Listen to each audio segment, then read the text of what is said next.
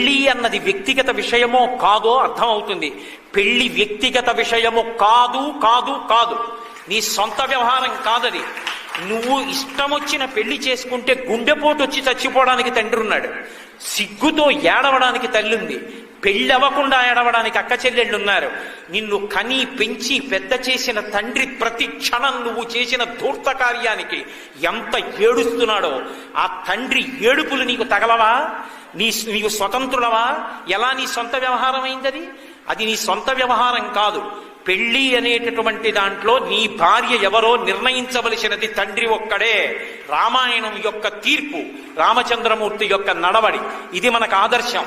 ఎవడు కథ రచన చేసినా, ఎవడు చలనచిత్రం చూపించినా, ఎవడు టీవీలో సీరియల్ చూపించినా దీనికి కట్టుబడి చూపిస్తేనే ధర్మం నిలబడుతుంది. చేతిలో కలం ఉందని, చూసేవాడు తేరగా దొరికాడని ఇష్టం వచ్చినట్టు చూపించడం మొదలు